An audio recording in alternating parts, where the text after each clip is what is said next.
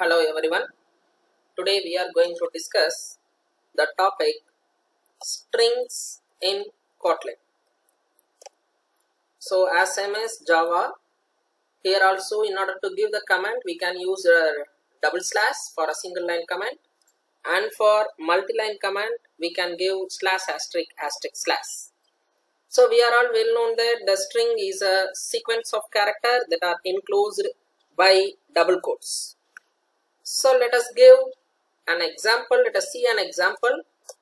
var variable a, let us give the name as a, equal to, within the double quotes we can give any string. For example, let us give the hello.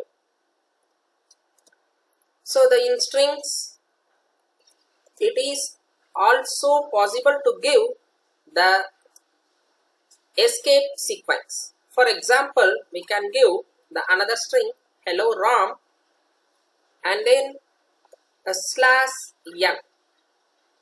So here the slash n act as a escape sequence. The escape sequences are also possible in strings. When I print this, let us see what will happen. Println of. So within the double quotes, I am going to give $a and followed by a $b. Let us execute this by clicking this triangle. My program is building. Yeah, hello rom is the output we get. For example, if I want to print the output like this, that is var space a equal to hello. That is, I want to print the value as it is. For that, so for such cases, we have to give in the println statement, we have to give triple apostrophes, that is triple quotes. So the triple quotes means that any arbitrary text which will be printed as it is. So let us try this. Here within the triple quotes I am going to give var space a equal to, within the double quotes I am going to give the value as hello. Let us close this double quotes. So when we execute this, let's see what happened. Here the hello rom is printed first, followed by there is a escape sequence slash n, so that it gets into new line, and then within the triple quotes we can give any arbitrary text which has to be printed as it is. So here var space a equal to hello, the entire thing will be printed as it is. So this is one of the main feature in Kotlin. So if I want to perform any calculation within the println statement, we have to do it within the curly brace. Let us see the example. var space, let us have an example as n1 equal to 10, followed by var space n2 equal to, let us give the value of something as 20. So let us get into the println. Now I have to perform the sum of two numbers, so that within the double quotes I can give like this, sum of two numbers is, I have to perform the addition operation. If I give $n1 plus $n2, let's see what will happen.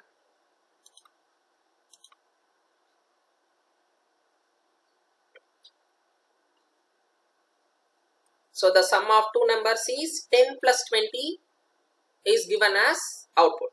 But I am in need of a result as 30.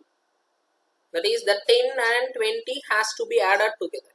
So in order to do the operation, I have to give this expression within the curly brace. Let us give within the curly brace dollar of n1 plus n2. Let's run this.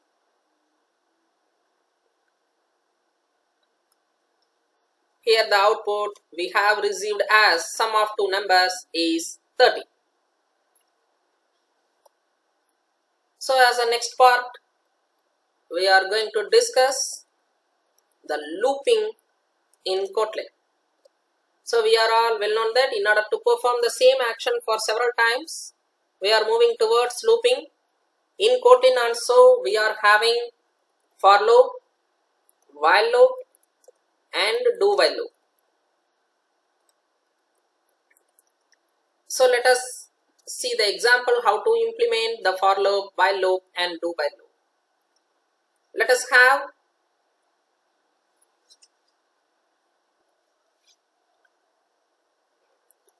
for, we have to give the variable. There is no need to initialization or no need to check the condition and no need to give the increment. All the three statements can be given as a whole with the help of in. The syntax says you have to give for of variable name followed by a space, and in you have to set the range. Let us give 1 to 10. For I in 1 to 10, let us print the values, print ln of, let us give I. So let us execute. Let's see what will happen.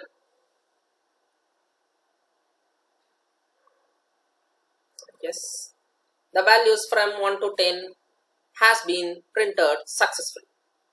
If I want to print from 10 to 1, we can give as 10 followed by double dots and 1.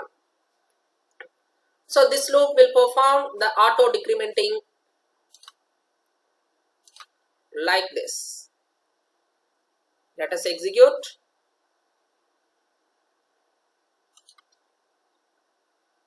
Let's see what will happen. It's building.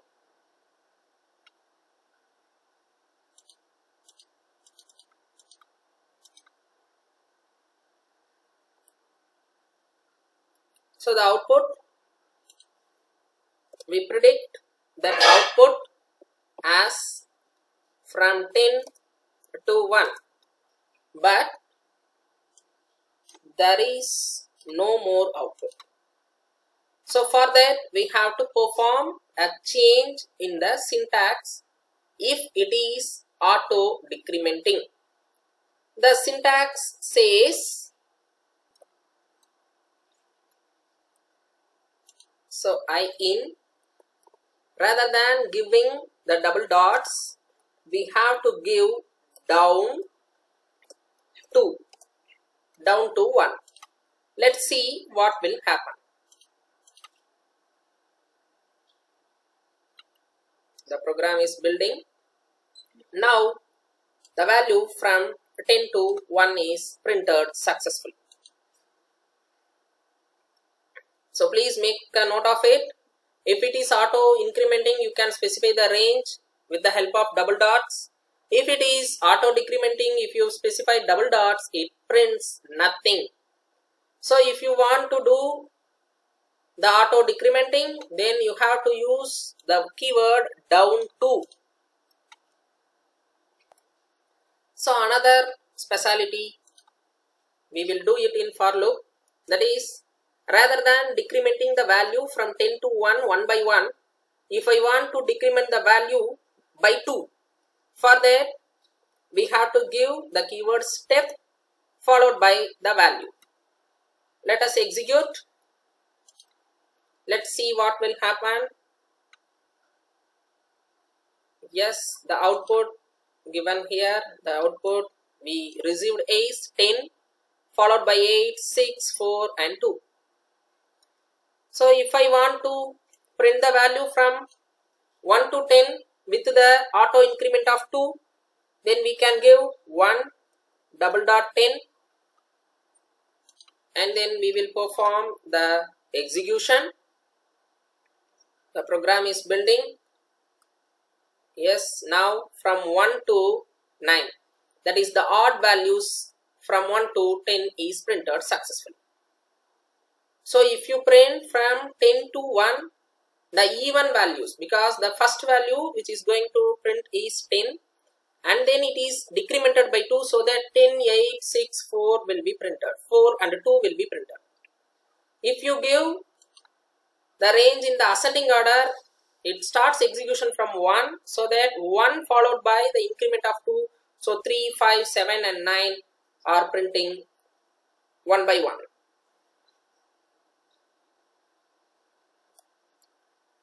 So let us discuss the another form of loop, that is for each loop, that is iterating the elements in an array. Let's discuss how to iterate the elements in the array.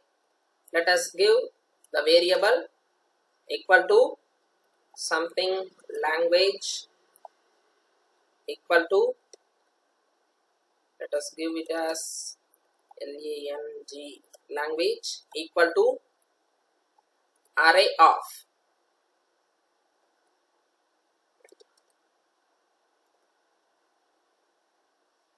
The array of is the method in order to make the particular set of items in the form of array. Let's give the set of all strings. I am going to give Kotlin followed by comma. Let us give Java, Ruby, Scala,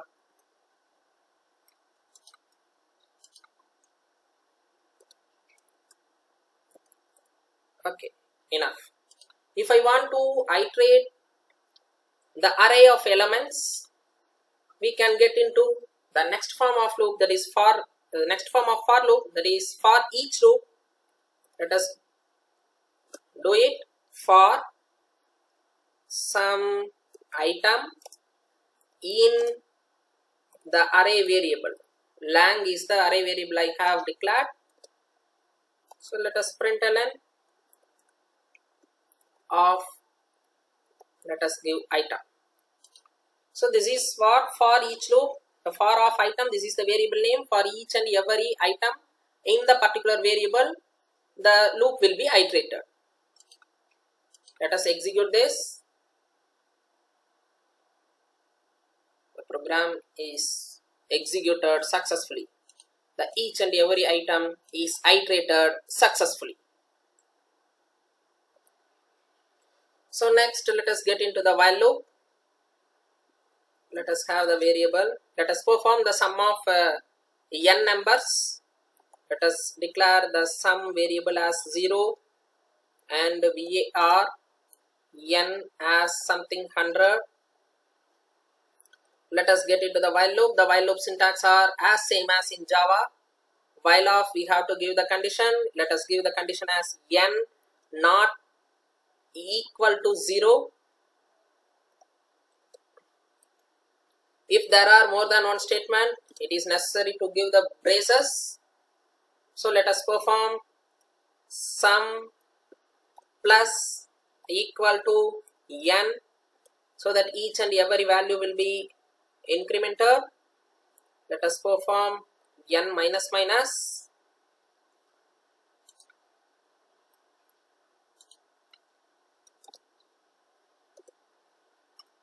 Afterwards, let us print ln of sum.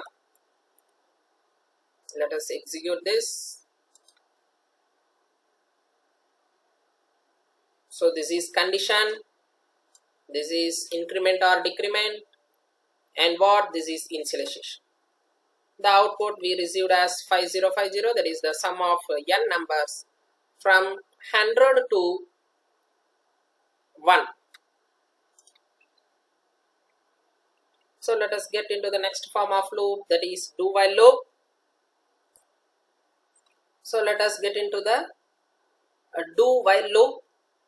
So the syntax of do while loop is also as same as C++, C and Java, but the only difference is in C or C++ or Java, after giving the while of condition in the do while loop, let us perform the same sum of n numbers from 100 to 1.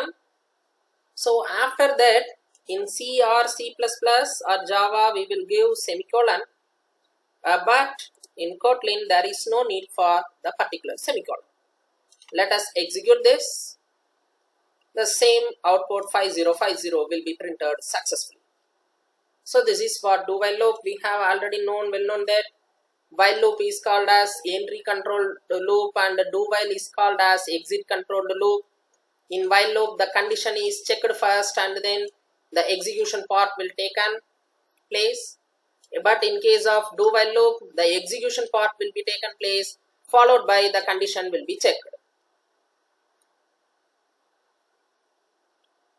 So by this, we will wind up this session